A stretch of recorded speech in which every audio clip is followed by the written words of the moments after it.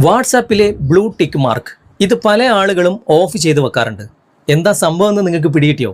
അതായത് നമുക്ക് ആരെങ്കിലും മെസ്സേജ് അയച്ചു കഴിഞ്ഞാൽ അത് നമ്മൾ റീഡ് ചെയ്തിട്ടുണ്ട് എന്ന് അയച്ച വ്യക്തിക്ക് മനസ്സിലാകാതിരിക്കാൻ വേണ്ടിയിട്ടാണ് ഇങ്ങനെ ബ്ലൂ ടിക്ക് മാർക്ക് ഓഫിൽ വെക്കുന്നത്. എന്നാൽ ഇതുകൊണ്ട് മറ്റൊരു ദോഷമുണ്ട്. നമ്മൾ ആർക്കെങ്കിലും മെസ്സേജ് അയച്ചു കഴിഞ്ഞാൽ അവർ റീഡ് ചെയ്തിട്ടുണ്ടോ എന്ന് നമുക്കും മനസ്സിലാക്കാൻ പറ്റില്ല. കാരണം ബ്ലൂ ടിക്ക് കാണില്ല. എന്നാൽ വാട്സപ്പ് തുറക്കാതെ ബ്ലൂ ടിക്കിൻ്റെ ഓപ്ഷൻ ഓഫ് ചെയ്യാതെ നമുക്ക് ആര് മെസ്സേജ് അയച്ചു കഴിഞ്ഞാലും, അതായത് ഗ്രൂപ്പിൽ നിന്നാകട്ടെ വ്യക്തിപരമായിട്ടാകട്ടെ ആരുമാകട്ടെ, നമുക്ക് മെസ്സേജ് അയച്ചു കഴിഞ്ഞാൽ നമുക്കത് റീഡ് ചെയ്യാൻ സാധിച്ചാലോ, അതും ബ്ലൂ ടിക്ക് വരാതെ. ഈ ട്രിക്ക് നിങ്ങൾക്ക് അറിയാമോ? പല ആളുകൾക്കും അറിയുന്നതായിരിക്കും, എന്നാലും അറിയാത്ത ഒരുപാട് ആളുകൾ ഉണ്ടാകും. ഇന്നത്തെ വീഡിയോ നിങ്ങൾ മുഴുവനായിട്ട് കാണുക. ഏതെങ്കിലും ഒരു സന്ദർഭത്തിൽ നിങ്ങൾക്ക് ഈ വീഡിയോ വളരെയധികം പ്രയോജനം ചെയ്യും. സമയം കളയാതെ നമുക്ക് പെട്ടെന്ന് തന്നെ വീഡിയോയിലേക്ക് പോകാം. ഞാനിവിടെ 2 മൊബൈലുകൾ എടുത്തിട്ടുണ്ട്. ഈ മൊബൈലിലെ വാട്സാപ്പ് ഞാനിവിടെ ഓപ്പൺ ചെയ്യാണ്. ഇവിടെ 3 ഡോട്ട്സിൽ ഞാൻ ക്ലിക്ക് ചെയ്തു. അതിനുശേഷം സെറ്റിംഗ്സ് ഓപ്പൺ ചെയ്തിട്ട് ഇവിടെ പ്രൈവസി എന്ന ഭാഗം ക്ലിക്ക് ചെയ്ത് കഴിഞ്ഞാൽ ഇവിടെ റീഡ് ആൻഡ് റിസിപ്റ്റ്സ് എന്ന ഭാഗമുണ്ട്. അത് ഞാൻ ഓഫിൽ വെച്ചിരിക്കുകയാണ്. അതായത് നമുക്ക് ഇങ്ങോട്ട് മെസ്സേജ് വന്നു കഴിഞ്ഞാലും അങ്ങോട്ട് നമ്മൾ അയച്ചു കൊടുത്തു കഴിഞ്ഞാലും അത് റീഡ് ചെയ്തതായിട്ട് ടിക്ക് മാർക്ക് കാണില്ല. അതുകൊണ്ടാണ് ഞാൻ ഓഫ് ചെയ്തത്. ഇപ്പോൾ ഞാനത് ഓൺ ചെയ്തിട്ടുണ്ട്. ഇനി ഞാനിപ്പോൾ മറ്റൊരു മൊബൈലിൽ നിന്നും ഒരു ഹായ് ഈ മൊബൈലിലെ വാട്സാപ്പിലേക്ക് അയക്കുകയാണ്. ഓക്കെ, ഹായ് ഇവിടെ അയച്ചിട്ടുണ്ട്. വാട്സാപ്പിൽ നോട്ടിഫിക്കേഷൻ വന്നിട്ടുണ്ട്. അത് ഓപ്പൺ ചെയ്ത് നോക്കുമ്പോൾ തന്നെ ദാ ഇവിടെ ബ്ലൂ ടിക്ക് മാർക്ക് വന്നതായിട്ട് നിങ്ങൾക്ക് കാണാൻ സാധിക്കും. ഓക്കെ, എന്നാൽ ബ്ലൂ ടിക്ക് വരാതെ നമുക്കിത് റീഡ് ചെയ്യാൻ സാധിക്കും. അതിനായിട്ട് നമ്മൾ മൊബൈലിൻ്റെ ഏതെങ്കിലും ഒഴിഞ്ഞ ഭാഗത്ത് ലോങ് പ്രസ് ചെയ്യുക. ഇങ്ങനെ ലോങ് പ്രസ് ചെയ്യുമ്പോൾ ഇവിടെ വിഡ്ജറ്റ്സ് എന്ന ഭാഗം കാണാൻ സാധിക്കും. അവിടെ നിങ്ങൾ ക്ലിക്ക് ചെയ്യുക. എന്നിട്ട് ഇതിൽ നിന്നും വാട്സാപ്പ് നിങ്ങൾ തിരഞ്ഞെടുക്കുക. ഇവിടെ വാട്സാപ്പ് ഉണ്ട്. വാട്സാപ്പ് ഓപ്പൺ ചെയ്ത് കഴിഞ്ഞാൽ ഇതുപോലെ കാണാൻ സാധിക്കും. ഇടത്തോട്ട് ഇങ്ങനെ സ്വൈപ്പ് ചെയ്യുമ്പോൾ ഇങ്ങനെ ഒരു വിൻഡോ നിങ്ങൾക്ക് കാണാൻ സാധിക്കും.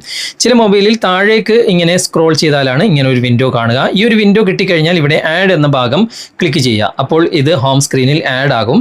ഇത് നമുക്ക് വലിപ്പം കൂട്ടാനും കുറക്കാനും ഒക്കെ സാധിക്കും കേട്ടോ. ഇതുപോലെ നമുക്ക് വലിപ്പം കൂട്ടാം, കുറക്കാം. ഇനി അങ്ങനെയൊന്നും ചെയ്യാൻ സാധിക്കുന്നില്ലെങ്കിലും ഇവിടെ നമുക്ക് മെസ്സേജ് റീഡ് ചെയ്യാൻ സാധിക്കും. ഞാനിതാ ഈ മൊബൈലിൽ നിന്നും ഹായ് എന്ന് ടൈപ്പ് ചെയ്തിട്ട് സെൻഡ് ചെയ്തു. ഉടനെ തന്നെ നമുക്ക് ഇവിടെ റീഡ് ചെയ്യാൻ സാധിക്കുന്നുണ്ട്.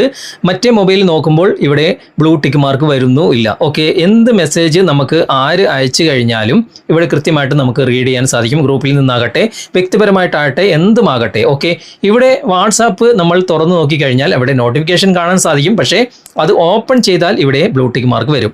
അതൊന്നും ഓപ്പൺ ചെയ്യേണ്ട ആവശ്യമില്ല. വാട്സാപ്പെ തുറക്കേണ്ട ആവശ്യമേ ഇല്ല.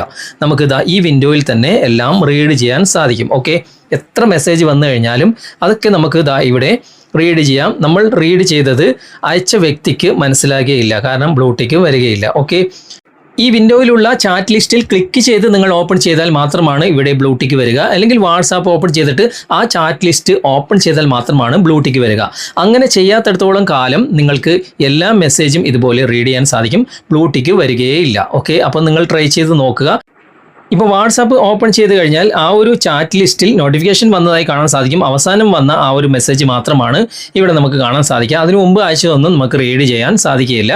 പക്ഷേ നേരത്തെ കാണിച്ച ആ വിൻഡോയിലൂടെ എല്ലാം നമുക്ക് റീഡ് ചെയ്യാൻ സാധിക്കും. ഓക്കെ, അപ്പോൾ നിങ്ങൾ ഉപയോഗിച്ചിട്ട് അഭിപ്രായങ്ങൾ തീർച്ചയായിട്ടും കമൻറ്റിൽ അറിയിക്കാൻ മറക്കരുത്. ഓക്കെ, അപ്പോൾ ഇത്രയേ ഉള്ളൂ കാര്യം. ഇന്നത്തെ വീഡിയോ നിങ്ങൾക്ക് ഉപകാരപ്രദമായിട്ടുണ്ടെങ്കിൽ നിങ്ങളുടെ കൂട്ടുകാരിലേക്കും വീഡിയോ ഷെയർ ചെയ്തെത്തിക്കുക. അതുപോലെ തന്നെ വീഡിയോയെക്കുറിച്ചുള്ള അഭിപ്രായങ്ങളും നിർദ്ദേശങ്ങളും നിങ്ങൾ കമൻറ്റിൽ അറിയിക്കാൻ മറക്കരുത്. വീഡിയോ ഇഷ്ടമായിട്ടുണ്ടെങ്കിൽ ലൈക്ക് ചെയ്യാനും കമൻറ്റ് ചെയ്യാനും ഷെയർ ചെയ്യാനും മറക്കരുത്. ചാനൽ നിങ്ങൾ ഇതുവരെ ഫോളോ ചെയ്തിട്ടില്ലെങ്കിൽ ചാനൽ ഫോളോ ചെയ്യുക, സബ്സ്ക്രൈബ് ചെയ്യുക, ലൈക്ക് ചെയ്യുക, സപ്പോർട്ട് ചെയ്യുക. അടുത്ത നല്ലൊരു വിഷയവുമായി അടുത്ത അവസരത്തിൽ നമുക്ക് വീണ്ടും കണ്ടുമുട്ടാം. Thanks for watching. ബൈ.